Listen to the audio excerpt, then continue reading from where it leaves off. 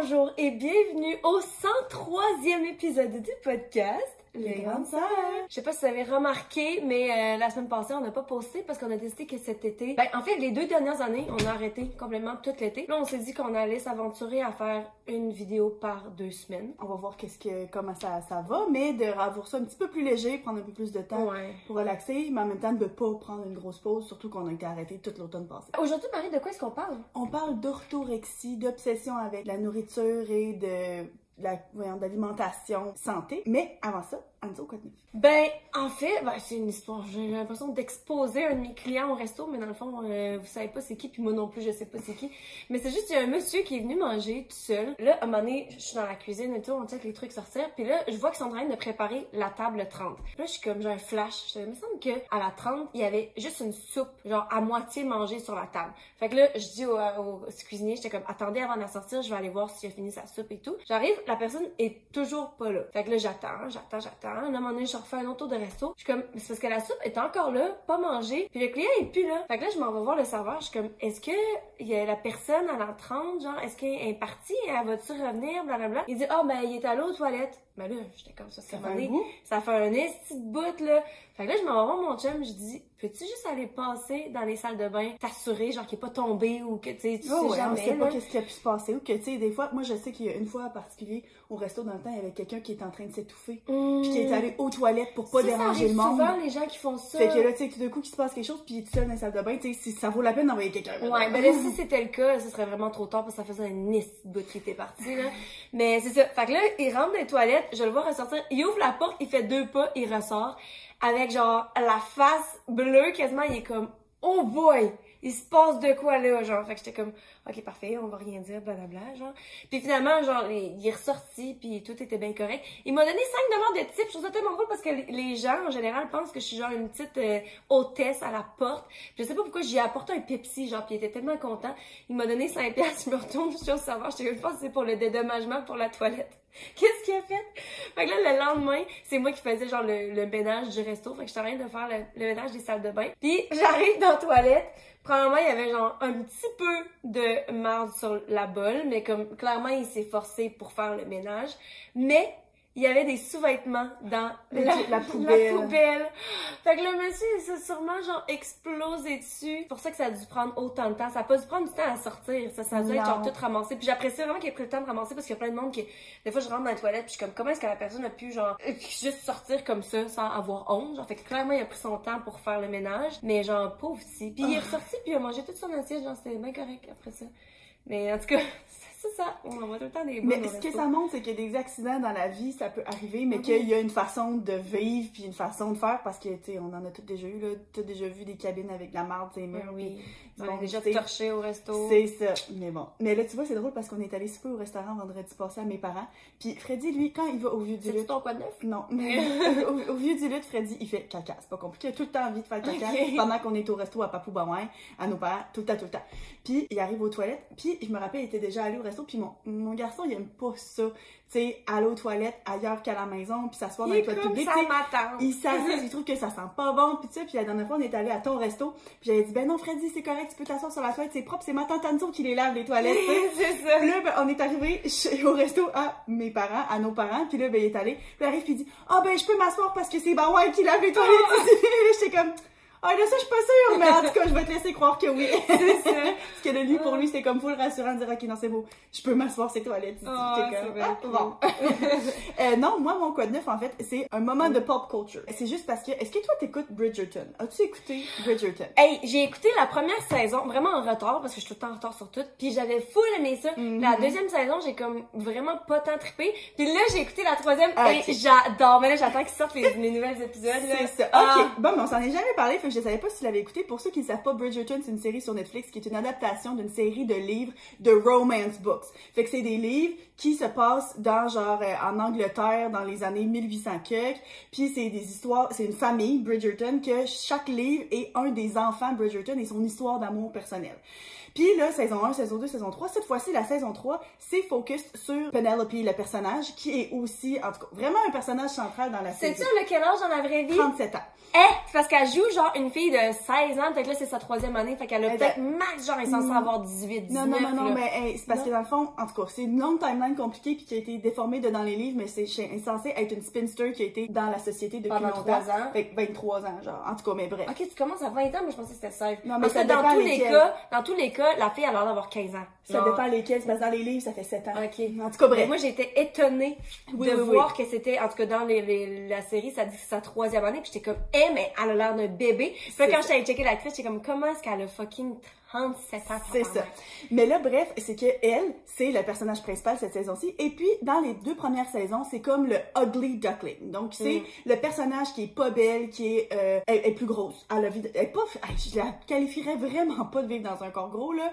Mais comme, mais elle est plus grosse que la moyenne des actrices qu'on voit habituellement. Non, mais c'est parce qu'elle est petite. Elle est vraiment petite. Mais tu sais, elle est pas tant grosse, là. Il y a pas me dire qu'elle est grosse tant que ça, là. Mais je pense que c'est parce que son visage est vraiment rond puis elle a une petite buste, genre. C'est ça. Fait que je pense que quand on la voit dans la série, moi j'ai toujours... Ouais, je vais tu pourras mettre une photo. Mais c'est sûr aussi que la série font une très très bonne job de l'habiller et de la rendre plus laide parce que tous les... C'est vraiment là un pattern dans cette série-là où est-ce que quand c'est pas ton tour d'être le personnage principal, t'es vraiment ordinaire puis t'as un énorme glow-up, genre. Fait que tu sais, elle était voulue pour être celle qui est laide puis qui est délaissée puis que personne veut puis ça fait partie de son histoire. Donc il la montrait comme étant plus grosse et plus laide qu'elle était. Puis là dans la saison 3, elle a un glow-up, là, elle change ses cheveux, là, ses robes, le linge fait, elle se met à être faite pour elle puis on voit vraiment plus son corps. Mais oui, elle est plus grosse que la moyenne. Bref, tout ça pour dire que il y a pas longtemps, il y a eu un article qui est sorti où est-ce que quelqu'un faisait un review de la première partie de la série et puis qui... De saison 3, genre? De la saison 3, exactement, parce que là, Netflix a décidé de sortir la saison en 2 parties pour être obligé que le monde paye pour 2 mois différents de subscription. Smart. Ah oui. Et puis, quelqu'un qui faisait un article sur le fait que genre, la saison est vraiment bonne. Nicola Coughlan, c'est une excellente actrice, mais grosse, fait que jamais que c'est impossible de penser que quelqu'un comme le personnage de Luke Newton, Colin, son love interest, pourrait vraiment genre être intéressé par elle, puis qu'elle a bien beau être full genre gentille puis une bonne actrice, juste laide, fait que moi comme je crois pas à cette histoire-là. Puis là, ben il y avait beaucoup de monde dans les médias qui étaient sortis, dont certaines de ses co-stars qui étaient comme ok c'est vraiment dégoûtant de dire ça, mais cette semaine elle a vraiment une personnalité spéciale. Moi j'ai écouté plusieurs de ses entrevues, des choses comme ça, puis elle est vraiment drôle, elle est vraiment fine, elle est clairement incroyablement intelligente. Très bubbly aussi. Ouais. Et puis là, elle s'est faite poser une question parce que là, le press tour, tu sais, le tour qu'ils font pour promouvoir la série est énorme, sérieusement. Et puis, il y a quelqu'un qui a fait le commentaire à elle. Elle était là à répondre à des questions sur scène. Puis pour parler de justement là, la série, puis ça. Puis la dame en question dit « Ah, mais tu sais, il faut être honnête puis dire que tu es brave de... te dénuder à la caméra avec ton type de corps. Parce que dans la 2e moitié de la saison, il va y avoir de la nudité comme il y en a dans toutes les autres saisons, puis il y a des scènes de sexe, parce qu'on s'entend, c'est ça, le film, c'est ça dans les 2 premières saisons aussi, où est-ce qu'elle va exposer plus son corps, puis on va la voir plus, puis qu'on va voir ses seins. Puis elle dit, ben là, ça, il y a no shame à montrer ses seins, là. Mais là, c'est parce que justement, la madame a dit, ben tu sais, il faut reconnaître que t'es brave de montrer tes seins et tout ça. Et voici sa réponse, je vais te la jouer parce qu'il faut que tu le mettes, c'est extraordinaire. You have to acknowledge you are very brave for this role and this episode. You know, it is hard because I think women with my body type, women with perfect breasts, don't.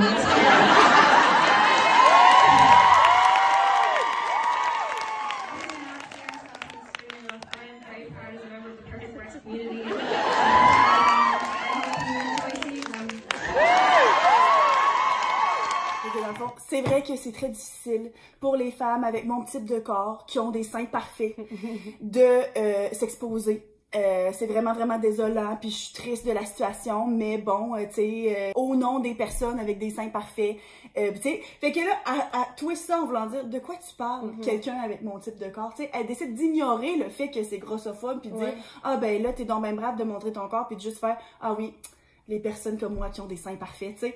Fait que je trouve que c'est vraiment comme une belle façon de contourner la question, de rendre ça genre plus léger, sans non plus dire je m'excuse, moi tu sais je trouve ça insultant que tu me dises quelque chose de même. Puis... Mais moi ce que je trouve c'est que ça aurait été tellement facile pour la personne qui pose la question, parce que moi personnellement là, je me suis toujours posé la question quand je voulais être actrice, je le veux encore, parce que je fais aucune démarche là, mais dans le sens que je suis tellement pas confortable avec surtout mes seins, mais tu sais mon corps en général, je me suis toujours posé la question oh my god si mettons je me faisais offrir un rôle, mais qu'il fallait que je sois nue ou que je montre mes seins et tout.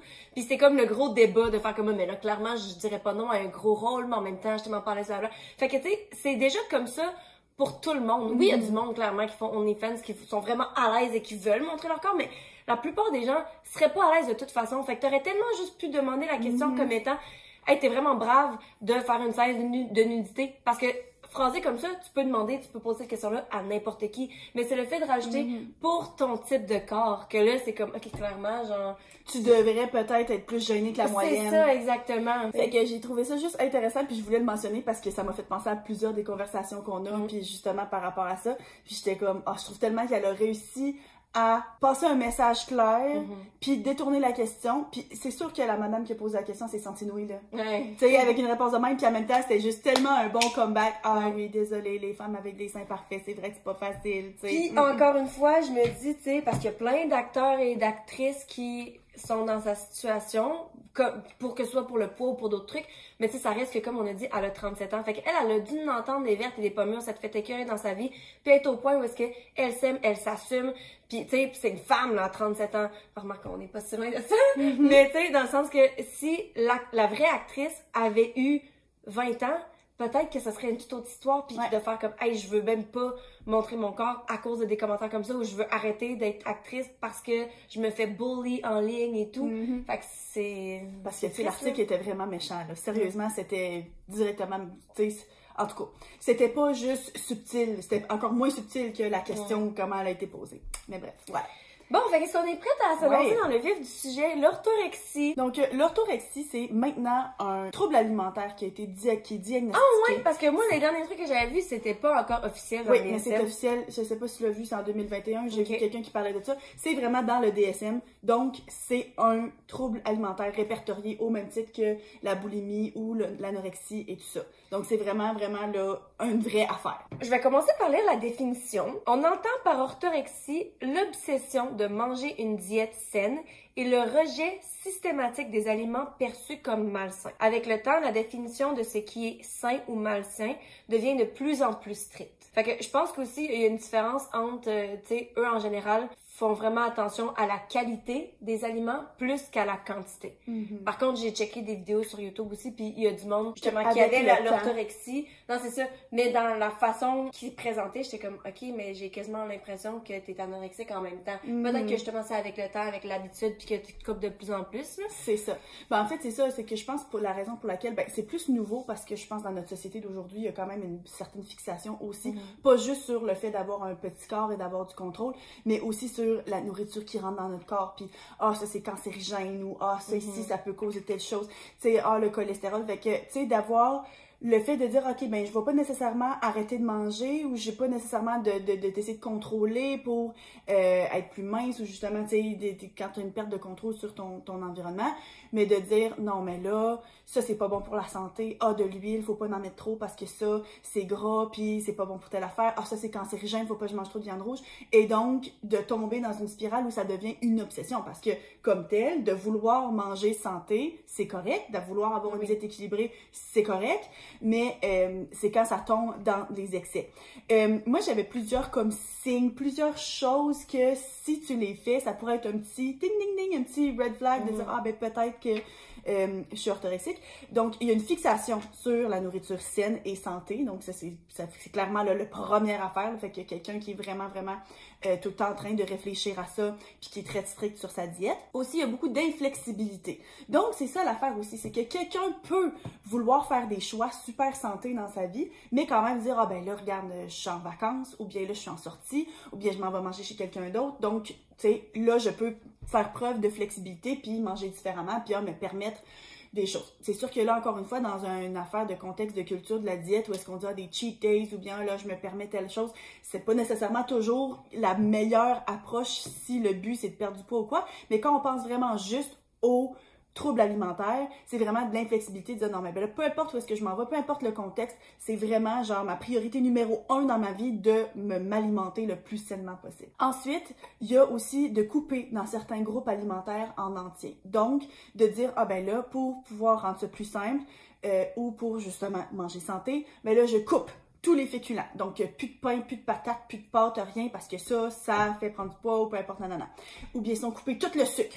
OK, ben là, c'est fini le sucre. Ça, tu sais, le sucre, bon, c'est pas nécessairement bon en grande quantité, pis ça, donc on coupe tout ça. Fait que de vraiment comme aller avec des gros blocs de choses qui sont éliminés de la diète. Est-ce que tu vois les gens qui sont véganes comme étant ça? Parce que c'est ça que mon chum a apporté quand on était dans l'auto tantôt, puis on en jasait. Intéressant. Comme...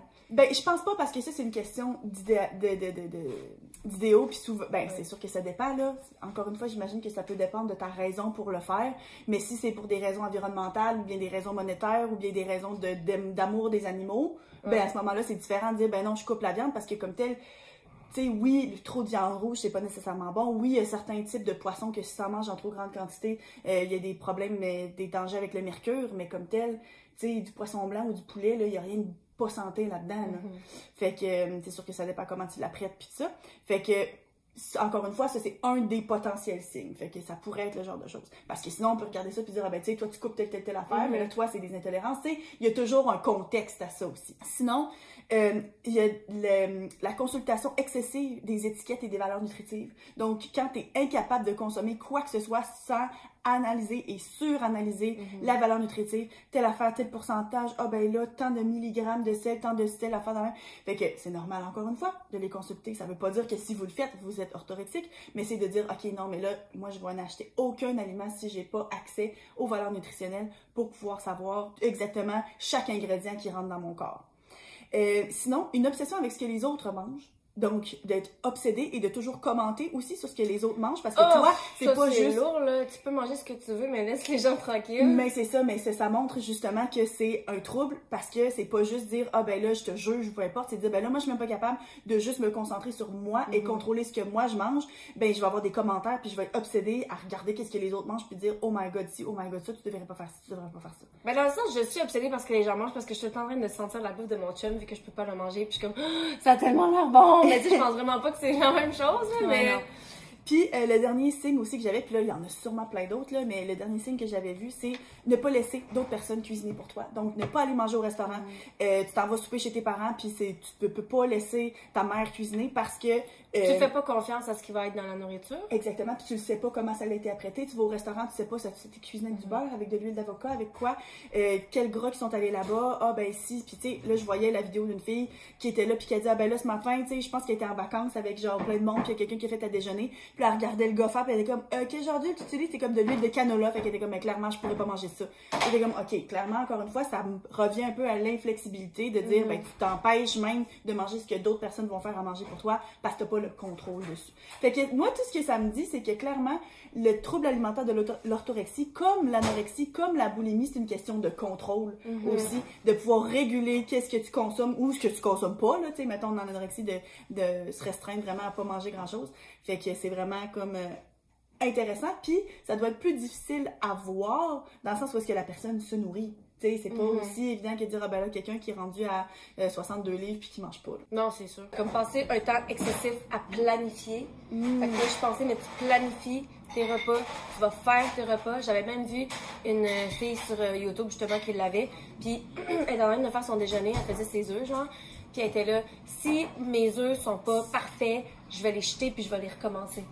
Fait qu'elle était, genre, elle avait... Dans la cuisson, là, ça reste les mêmes 2 œufs. C'est ça, elle flippait ses œufs, puis il y a un œuf qui a brisé, puis elle les a jetés parce qu'elle était comme, je sais que, genre, ça a pas l'air beau, puis it's not gonna feel right, genre, ça va pas être... je vais pas me sentir comme si c'est la parfaite affaire. C'est ça. Puis elle les a jetés, puis elle les recommençait. Fait que j'étais comme, aïe, ça peut vraiment être débilitant, c'est prendre beaucoup de ton temps, genre. C'est aussi ressentir de la détresse lorsque t'es pas capable de suivre ta diète. Fait que, un petit peu comme tu dis, genre, de pas savoir qu'est-ce que les gens mettent, puis de vraiment te sentir, genre, anxieux par rapport à ça, de faire comme, oh my god, mais là, je peux pas manger. Il y a aussi beaucoup de gens qui vont décider de, justement, ne pas manger. Si t'as le choix entre manger quelque chose de que t'as pas santé, préparé, mais comme pas à 100, que t'es pas sûr à 100%, ils vont juste décider de pas manger. Fait que ça revient un petit peu plus à l'anorexie aussi, parce que c'est pas quand tout pareil, là, mais dans le sens que c'est très restrictif, dans un sens. Ben, ce que j'aime de ce que tu dis, c'est que ça va aussi, tu sais, quand tu parles de détresse, tu sais, moi, je parlais un peu des signes que de l'extérieur, tu pourrais voir, de quelqu'un qui dit « Ah non, moi, je veux pas manger ça. Ah non, je veux ça. » Fait que de l'extérieur, t'es comme « Voyons donc. » Mais que, dans le fond, tu sais, dans la tête de la personne, c'est super, super stressant, anxiogène de dire oh my god, qu'est-ce qui se passe? Fait que oui, ça se traduit en non, je veux pas manger ça aux yeux des autres, mais en dedans, la roue tourne, t'es comme la panique, là. Puis aussi, beaucoup de gens qui vont décider de s'isoler de sa famille. Un petit peu comme encore une fois les autres, surtout anorexie, là, parce que les gens justement vont pas sortir pour manger, mais il y a aussi beaucoup de gens qui sont atteints d'orthorexie qui vont s'empêcher d'aller manger au restaurant ou faire des activités avec leur famille quand ça inclut la nourriture parce qu'ils se sentent pas en contrôle. Puis ça, c'est un des points que je suis comme, parce que pour mettre en contexte justement, moi j'ai l'impression que de tout ce qu'on lit, j'ai l'impression que j'ai ça, mais c'est contre mon gré parce que j'ai beaucoup de restrictions alimentaires. Donc, par exemple, je peux pas manger de gluten, de lactose parce que dans le fond, j'ai des problèmes intestinaux puis ça ressort sur mon eczéma quand je mange quelque chose que je peux pas. Fait que je peux pas manger d'ail, d'oignon, de tomates, de citron. Ouais, d'acidité, le sucre aussi, j'ai dû couper. Ça, là, c'est la fin de ma fucking vie. Ça, c'est pour ça. Je sais vraiment que c'est contre mon gré. Mais en même temps, tu sais, des situations sociales, je vais clairement pas m'empêcher, soit que je vais apporter ma propre nourriture parce qu'il le faut aussi, mettons, on va manger au restaurant, mais c'est sûr que je vais vouloir y aller, mais je vais manger avant, puis je vais commander des frites là-bas. Puis aussi, je sais que c'est pas ça parce que dans le fond, les aliments que je peux manger sont pas tant sains. Fait que, tu sais, dans un sens... justement, souvent, bon, les catégories... Oui, il y a des catégories que tu peux pas manger, comme le thon, du sucre, mais comme tel, tu as des remplacements pour ça, pour certaines choses. Puis aussi, justement, tu sais, mettons qu'on pense aux féculents, c'est parce que c'est quasiment juste ça que je ne mange que ça. Je mange genre tellement de frites puis de mayo. Mais tu vois, c'est drôle parce que avant, j'étais... Encore une fois, j'ai jamais été diagnostiquée officiellement, mais j'étais avec des tendances très fortes à l'anorexie.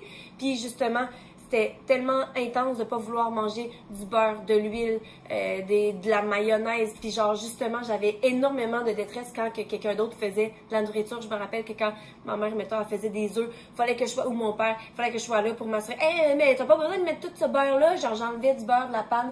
Parce que maintenant, c'est tellement plus quelque chose qui me passe par la tête. Ou bien, encore une fois, c'est des fois des pensées qui vont me passer par la tête parce que j'ai eu ce passé-là. Mais que je vais combattre ça. C'est ça, je suis comme, on s'en fout, c'est pas grave, c'est pas ça qui va changer absolument rien. Fait que, dans ce sens, je peux comprendre, puis je peux comprendre pourquoi les gens penseraient que j'ai ça aussi, parce que j'ai une amie en particulier, c'est elle qui m'a fait découvrir la diète FODMAP, la diète que je suis en ce moment, qui est comme très restreinte, mais genre tout le monde qui a n'importe quel problème de peu importe d'intestin, c'est ça, tu suis cette diète-là, puis après ça, après 2 mois, tu peux réintroduire les aliments. Puis moi, à chaque fois que j'ai réintroduit des aliments, ça fonctionne pas, fait que finalement, je me reste pognée à manger comme les trucs de cette diète-là. Puis à chaque fois que j'en parle, elle est comme, mais là, faut que t'arrêtes, là, t'es bien trop intense avec ça, c'est pas fait pour être suivi toute la vie. Puis je suis comme, je le sais, mais c'est ça qui me sauve la vie, c'est ça qui fait que je veux sortir, que j'ai pas d'eczéma d'en face, que j'ai pas envie genre de ne pas me réveiller demain. Tu sais, fait que je suis comme, mais je sais comment ça peut être perçu, au même titre que quand je pouvais pas, j'ai coupé le gluten et le lactose à cause de mes problèmes de ventre. Même papa-maman me croyait pas. Tu sais, il était comme, t'es-tu dramatique? Puis je pense que ça venait aussi du fait que c'était dans le même moment que j'avais mes restrictions alimentaires. Fait que peut-être que les autres pensaient que c'est un manque d'information, là, parce qu'elle veut pas des choses comme l'intolérance au gluten, ça fait pas 850 ans qu'on en parle, là. Non, c'est pas comme des allergies. Ça n'existait pas encore, là. Mais, tu sais, maintenant que ça ressort sur ma peau avec mon eczéma, là, maintenant, ils ont tellement compris que, genre, OK, elle invente pas ça, là. C'est genre un problème clair que, genre. Parce qu'il est écrit dans ta face avec des plaques. C'est ça, exactement. Mais, tu sais, justement, quand tu le vois pas, c'est plus dur de croire. Bon, OK, je me suis comme un petit peu égarée, là, même si c'est, au final, c'est un petit peu tout...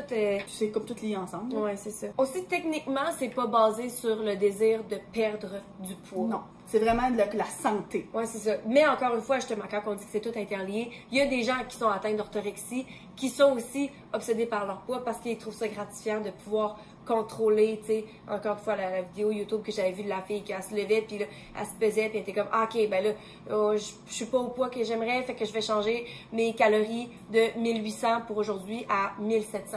Mais sauf que je pense pas que eux, leur but, c'est d'être le plus mince possible, mais c'est d'être le plus fit possible, le plus en santé. Fait que genre, oui, il va avoir un énorme contrôle de poids, mais ça va pas être nécessairement je veux perdre, ça va être je veux rester à ce poids idéal puis atteindre cet idéal-là, genre. Ce que j'avais entendu dire aussi, c'est qu'il y a beaucoup de points de l'orthorexie qui est très similaire à OCD. C'est quoi l'OCD? Les TOC, ouais, des TOC. Ouais. Troubles obsessifs compulsifs. Ouais, c'est ça. Puis moi, je me demandais qu'est-ce que t'en penses, parce que c'est être obsédé par la nourriture. Ouais. Fait que, tu sais, autant qu'il y a des gens qui vont toujours être obsédés par la propreté puis se laver les mains, ben là, c'est la même chose, la propreté des aliments, dans un sens. Oui, c'est vrai qu'il y a beaucoup de ressemblances par rapport à ça, parce qu'encore une fois, c'est une perte de contrôle. Tu sais, c'est que tu veux tellement tout contrôler que tu perds le contrôle sur ton habileté à manger en public, à sortir sans vérifier 8 fois que le four est bel et bien fermé, tu sais. Fait qu'il y a plein de petits tics comme ça. Fait que c'est clair que, ben, tu sais, je pense que les troubles alimentaires en général, peu importe lesquels, tu sais, là, celui-là en particulier, ce que je trouve qui est intéressant et comme ironique, dans un sens, c'est que c'est une obsession avec la santé physique, avec la nourriture saine, avec le fait d'être fit, mais c'est au détriment total de ta santé mentale. Puis encore une fois, c'est pas un choix que tu fais, là, hein? On s'entend, là, il y a pas... Tu sais, on parle ici d'exemples, puis on veut pas que le monde se sente jugé par qu'est-ce qu'on dit là, parce que c'est cliniquement prouvé, tout comme l'anorexie, tout comme justement les TOC ou n'importe quel autre disorder, que c'est pas quelque chose que tu choisis consciemment. Ah oui, moi ça me tente d'être boulimique cette semaine. Tu sais, c'est pas ça, là. Tu sais, ça vient de quelque chose qui est plus loin. Mais je pense que justement, tu sais, dans notre société où est-ce que on parle tellement... Justement, dans les extrêmes, on en a parlé dans le passé, où est-ce qu'on glorifie telle chose, le corps mince, puis après ça, ça va dans l'autre sens, où est-ce que là, ben, justement, tu sais, l'acceptation des corps plus gros, puis que là, tu sais, comme plus trop où t'y retrouver, fait que là, ben, cette obsession-là avec le fait de manger santé, mais après ça, c'est quoi ta qualité de vie que tu as, c'est où est ton plaisir à manger, où est tu sais, ton moment de repos, où est-ce que t'es pas en train de penser à ça. Fait que clairement aussi, quelqu'un qui a un TOC va aussi être obsédé à toujours réfléchir à quelle est la prochaine chose, quels étaient mes prochains besoins, mon prochaine affaire que j'ai besoin de combler par rapport à ça. Fait que ça doit être juste épuisant, peu importe. Ben oui, puis tu sais, quand on parle justement, quand on parlait des gens en surpoids ou pas, tu sais, que la balance, il faut toujours que ça aille trop loin d'un côté pour retrouver un milieu. J'ai justement l'impression qu'aujourd'hui, il y a tellement de gens qui vont justement manger malsain ou manger du fast-food à chaque jour. Puis c'est rendu tellement normalisé que ça, c'est comme l'autre côté complètement de la balance. Puis eux, ils voient sûrement ça en disant « Oh my God, c'est tellement pas bon, moi je veux pas faire comme ça. » Mais justement, tu vas trop loin là-dedans, puis c'est tout aussi malsain dans un sens. Là. Ah oui. Faut aussi noter qu'il y a une différence entre « je préfère manger ça » et « je dois manger ça ». Puis ça, c'est...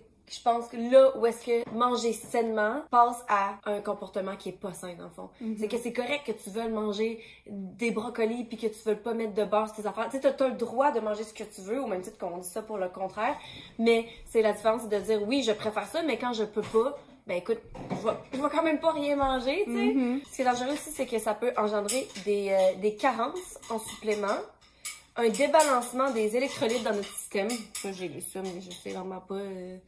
c'est quoi les impacts que ça a, là? Ce qui est fou, c'est que ça peut avoir des effets sur ta santé, même si, comme tel, ton but, c'est de manger santé. Ouais, c'est ça. Quand tu disais, genre, la santé physique, là, c'est la santé mentale qui en prend un coup, mais dans le fond, oui, ça a des gros impacts sur la santé physique aussi, parce que, similaire aussi à l'anorexie, il peut avoir une perte de densité osseuse, de l'anémie, puis un battement des cœurs qui est slowed. Ah oui, qui ralentit. Ouais. Mais je pense aussi que avec ça, tu peux commencer avec certaines obsessions sur la façon dont les aliments sont préparés, tout ça, mais qu'éventuellement, justement, si tu as de plus en plus de situations dans lesquelles tu finis par te priver de manger parce que tu peux pas suivre tes règles, si tu élimines de plus en plus de catégories d'aliments parce que c'est jamais assez santé, plus que ça va, ça doit venir justement influencer ton contrôle de portion. Fait que probablement qu'au début, tu manges encore une certaine quantité, comme tu dis, ah ben là, elle était là à calculer ses calories, mais qu'éventuellement, à vouloir éliminer tout ce qui peut être dit cancérigène, tout ce qui est si ça, ben tu finis par avoir tellement peu de choses que tu peux manger que finalement, tu finis par justement perdre du poids et avoir des carences dans certaines choses qu'une variété d'aliments t'amène d'habitude, mais que quand t'as pas de variété d'aliments, ben c'est ça le problème. Fait que ça doit être le genre de problème de santé physique que tu ne t'en rends pas compte au nom de « Ah oui, je veux manger santé, je veux manger sainement, je veux pas qu'il y ait de choses toxiques qui rentrent dans mon corps. » Puis que sans t'en rendre compte, tu finis par éliminer des choses qui sont essentielles aussi. Puis aussi, c'est justement la fille qui l'avait, que j'ai écouté sa vidéo YouTube, elle dit qu'elle avait plus ses règles depuis 1 an. Mais je suis comme, encore une fois, c'est ça qui est bizarre, c'est que si ton but, c'est d'être vraiment, vraiment en santé, mais tu te rends pas compte que ça fait genre 2-3 mois que t'as plus tes règles, tu sais, c'est où la ligne? C'est pour ça, j'ai l'impression que c'est peut-être genre l'orthorexie. Est-ce que c'est avant l'anorexie? Est-ce que ça finit par là? Tu sais, clairement, il y a du monde qui vont jamais se rendre là, mais dans un sens que ça peut être comme un leading way, parce que justement, si ton but c'est d'être à 100% saine, puis que tu te rends compte que t'es plus fatigué, t'as moins d'énergie, tu perds tes règles pendant plus d'1 an, à un moment donné, c'est comme... Tu sais, c'est pas un wake-up call, ça, de faire, mais là, si je veux être en santé, puis que clairement, mon corps me dit que je suis pas en santé, faut que je fasse des changements. Mais pourquoi tu penses que, tu sais, mettons, ça c'est nouveau. L'anorexie, ça existe depuis, tu sais, depuis longtemps, on en a toujours entendu parler, la boulimie aussi. Là, celui-là, qui est probablement pas nouveau, là, c'est pas la première fois que ça arrive dans la vie, mais ça vient d'arriver dans le DSM, ça vient d'être reconnu comme un vrai trouble alimentaire. Qu'est-ce qui, dans notre société, nous amène à ça, genre? Les réseaux sociaux.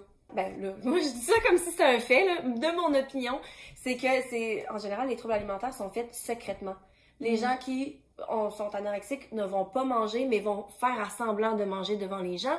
Les gens qui sont hyperphagiques, qui vont genre manger beaucoup trop. C'est souvent caché, c'est ça, ils vont manger normalement, puis après ça, ils vont se cacher pour manger. Tandis que l'orthorexie, c'est tellement bien vu dans la société, vu qu'il y a tellement de monde qui mange entre guillemets pas bien, que là, ils vont être fiers. Autant, des fois, il y a des docteurs, là, tu vas chez ton docteur, puis ils vont pas voir les signes nécessairement, ils vont pas tout connaître de toi, fait qu'ils vont dire « Hey, bravo de bien manger, de bien faire ça ». Les gens partagent ça sur leurs réseaux sociaux, puis c'est glorifié. Laissez-moi vous montrer ma recette santé de telle chose. C'est ça, puis tout le monde est comme « Oh my God, moi aussi, j'aimerais donc bien avoir le temps de faire de la nourriture comme ça, de manger santé, de blablabla ». C'est tellement bien vu que là, finalement, ça te donne un boost de faire « Hey, je fais bien les choses, je vais continuer à pousser », puis là, tu t'en vas dans l'extrême parce que c'est glorifié, puis c'est vraiment à cause des réseaux sociaux, je pense, que c'est comme ça. Ben, c'est une piste de réflexion vraiment intéressante. Parce que c'est vrai que ça pourrait faire du sens, parce que comme tel, de bien manger, tu sais, c'est ça, comme ça a toujours été quelque chose que plein de monde aspire à faire, mais là, ça tombe dans une obsession. Parce que, est-ce que c'est lié avec l'image? C'est lié avec... Puis aussi, c'est sûr que, mettons, si... c'est lié avec de quoi t'as l'air aussi, bon ben là, ça va te donner une meilleure peau, bien là, tu vas avoir un ventre plat parce que t'auras aucun gonflement, parce que c'est ça, tu sais, des choses qui sont normales dans un corps d'avoir, jusqu'à un certain point, bien sûr. Fait que, tu sais, c'est sûr que si ça va ensemble puis que c'est causé par ça, ça expliquerait bien des choses. Parce que moi, je pense justement encore aux jeunes là, sur TikTok qui vont écouter des vidéos. Tu sais, il y a du monde là, qui se lève le matin, puis j'ai une fille, la fille, elle se lève le matin, elle dit « Bon, ce matin, mes enfants, by the way, il y a genre 42 semaines de genre pregnant, là, enceinte. Ben, genre, mes enfants ce matin voulaient manger des gaufres. Puis là, Nara Smith. C'est ça, puis là, elle commence à faire toutes ses affaires from scratch. Elle s'en va, genre, fucking traire une vache, là. Je suis comme, what the fuck? Genre, voir que tes enfants, ça leur tente ce matin de manger des gaufres, ils vont les manger dans genre 4 mois, là. Tu sais, c'est comme, mais, justement, ça normalise un lifestyle que les gens réalisent pas que, genre, elle, c'est sa job. C'est sa job, puis elle a des gens qu'elle peut payer pour s'occuper de ses enfants pendant le temps qu'elle filme ça, c'est ça, puis elle a une équipe complète qui édite, blablabla. Mais quand t'écoutes ça, t'es comme, oh my God, genre, j'aspire à être une femme qui est capable de tout faire, puis de faire cette affaire-là. Fait que c'est la même chose quand t'es une jeune impressionnante, puis que t'écoutes des vidéos sur TikTok de quelqu'un qui mange parfaitement, puis qui est that girl, là, that girl, je pense, tu sais, qui se lève à 5 h du matin, puis qui boit de l'eau avec du citron dedans, puis qui va manger son acai bowl. C'est ça, puis tout est clean, toutes tes affaires, genre, qui coûtent 20 000 $ au Aero One pour une petite affaire d'amande. C'est tout pur comme nourriture qu'ils mangent. Ben là, c'est sûr que tu dis, ah ben moi aussi, il faut que je fasse ça, mais t'as pas nécessairement... C'est pas réaliste, le budget, le temps, les ressources. Ben c'est ça, puis t'es pas nécessairement éduqué sur le sujet, fait que là, tu commences à juste couper des affaires en grosse partie au lieu de faire, ok, mais dans le fond, il y a des gras qui... C'est sain aussi, il faut manger du gras, ben elle fait comme, non, je vais arrêter de manger de l'huile, puis des ça, ben c'est une adulte qui a fini sa croissance, tandis que moi, ben j'ai 16 ans, puis j'ai encore besoin de me développer, tu sais, fait que c'est des choses aussi qu'il faut faire attention, là. Mais non, je pense aussi que c'est, moi, ma théorie, j'aime mieux que ta théorie à toi, mais tu sais, je me disais, justement, il y a tellement... Tu sais, la recherche dans la vie, la science, ok, on s'entend, là, je suis très pro science et développement, mais tu sais, des fois, là, tous les mois, il y a quelque chose de nouveau qui sort, puis ça, ça cause le cancer.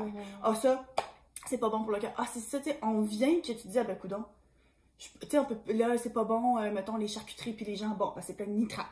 Telle affaire, tu sais, trop de viande rouge ou ben trop de vin rouge, c'est pas bon, le cancer. Telle affaire, c'est pas bon pour le cœur. Puis comme tel, c'est correct, parce que si c'est bel et bien vrai, c'est une information qui peut être importante, ou bien justement pour aller en modération. Mais à un moment donné, tu te dis, bon ben coudonc, qu'est-ce que je peux manger? Qu'est-ce que je peux faire? Puis encore une fois, c'est une question d'équilibre, c'est une question de balance, c'est une question de dire, ben regarde, tu peux en manger de la charcuterie en autant que c'est pas 3 fois par jour, tu peux en manger de la viande rouge en autant que c'est pas plus que tu sais telle affaire. Tu sais, d'essayer de dire, ben si je mange équilibré déjà en général, c'est pas un problème. Moi, le 3/4 du temps, quand je vois ces affaires-là, je me dis, ah ben de toute façon, telle sorte de poisson, on mange pas nécessairement souvent, il y a rien que je mange 8 fois par jour parce que c'est la seule chose que je peux manger. Fait que rendu là, c'est comme ça n'a pas nécessairement un gros impact sur ta vie. Et on parlait aussi aux États-Unis des colorants. Aux États-Unis, il y a des colorants qui ailleurs dans le monde, oui, qui ailleurs dans le monde sont bannis parce que c'est pas bon pour la santé que le colorant rouge en particulier. Mais tu sais, faudrait manger combien de Mr. Freeze rouge pour en consommer assez pour que ce soit vraiment nocif pour ta santé. Fait que des fois, le monde est comme « Oh, moi, jamais que je vais acheter ça pour donner à mes enfants. » Puis rendu là, si vous voulez faire ce choix-là, il n'y a pas de problème. Mais tu sais, je me dis, à moins que tu le nourrisses littéralement juste à la bouffe qui a ce colorant-là dedans, les chances que ton enfant soit bel et bien malade à cause de ça sont quand même minces, tu sais. Fait que c'est toute une question d'équilibre puis de dire, ben, une certaine quantité, c'est tel que tel. Mais je pense que nos 2 points se rejoignent parce que c'est très vrai ce que tu dis, dans le sens qu'il n'y aurait pas tout ça sur les réseaux sociaux s'il n'y avait pas la recherche, mais dans le sens que c'est les réseaux sociaux qui va partager cette information-là en masse. C'est vrai que c'est la... Puis c'est parce que c'est de la désinformation dans le sens où est-ce que peut-être que l'information de base est véridique, mais c'est la façon dont c'est amplifié puis c'est partagé. Oui, parce que moi, des fois, je tombe sur des vidéos, là, justement, comme tu as dit, là, de pas manger ci, pis ça, peut-être, puis genre, je clique sur une vidéo, puis ça dit les 5 aliments à éviter pour blablabla, puis c'est genre, il y a des fucking bananes, des pommes, puis je suis comme, ok. Mais tu sais, quelqu'un qui va tomber sur cette vidéo de 30 secondes-là, puis qui va pas faire plus de recherches ou s'informer, ils vont juste faire, ok, bon, mais j'arrête de manger ça, tu sais. Ben, moi, il y a une fille que je suis sur, peut-être qu'on l'a déjà mentionné il y a très très longtemps, là, mais sur Instagram, ça s'appelle No Food Rules. Fait que clairement, là, elle s'appelle... Je pense que tu l'as fait la suivre sur notre page Instagram. Ouais. Fait que c'est No Food Rules, no.food.rules. Et puis elle, souvent, les posts qu'elle fait, c'est justement de démystifier certaines choses par rapport à ça. Ah, ben, telle affaire, c'est pas bon pour la santé. Puis là, ben, elle te donne la contrepartie, puis elle met en contexte, justement, elle relativise, puis justement, ça te fait te rendre compte que, ah, ok, c'est bon, mon burger par semaine, c'est pas grave. Ou, ah, telle affaire, là, il faut couper, là, tu sais, tout ce qui est, tes creamers dans ton café, là, c'est l'horreur. Puis là, ben, tu mets ça en contexte de comparer à la quantité de sucre qu'il y a dans telle autre chose, puis t'es comme, ah, ou ben, sinon, justement, tes condiments. Le dernier que j'avais vu, que j'avais aimé, c'est les condiments. Ah, du ketchup, c'est tellement plein de sucre. Oui, il y a beaucoup de sucre dans le ketchup.